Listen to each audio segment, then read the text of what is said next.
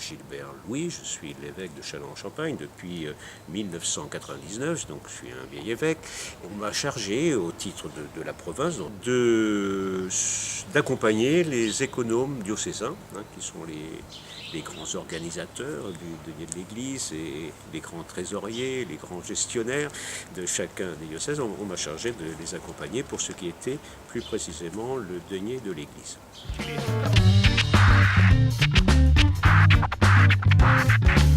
Le denier de l'Église, c'est la participation libre de chrétiens, de ceux qui sont liés à l'Église ou qui ont une relation plus lointaine, donc une participation à la vie de l'Église.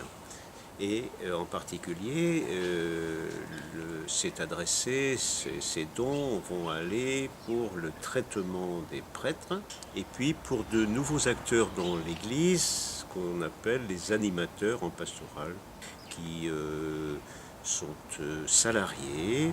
Il faut donc trouver les ressources nécessaires pour assurer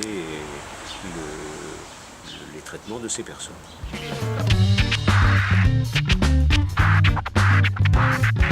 Tout le monde est concerné par le denier de l'Église.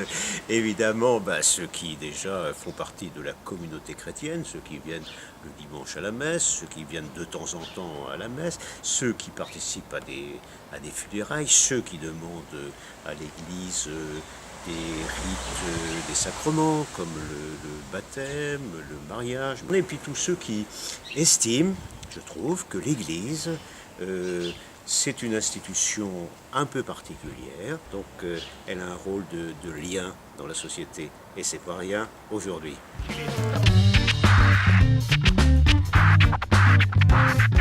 C'est la fédération des différents diocèses. Les diocèses, donc à chaque diocèse correspond à un évêque, et en règle générale, un diocèse c'est un peu l'équivalent d'un département, et la province est une sorte de fédération de différents diocèses qui permet de mutualiser nos moyens, par exemple pour la formation des laïcs, des prêtres, etc.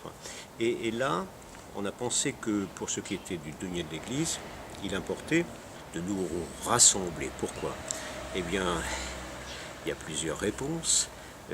D'abord, réduire le coût de la campagne du denier de l'Église, fédérer nos idées, voilà ce qui nous a guidés dans le choix de travailler ensemble, en province.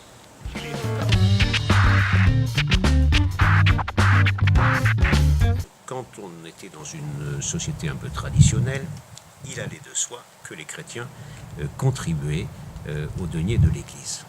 Et ils avaient la conscience qu'il fallait soutenir l'Église. Et or, au fil du temps, on va s'adresser à l'Église de façon plus ponctuelle. Et on va considérer qu'il est normal de payer une prestation, mais ensuite on perd de vue que l'Église, elle vit, elle, dans le temps, qu'elle doit avoir. Elle a ses acteurs, les prêtres, les diacres, les animateurs en pastoral, et ça échappe pour une bonne part à cette jeune génération. Donc on a pris comme objectif un petit peu de sensibiliser ces générations.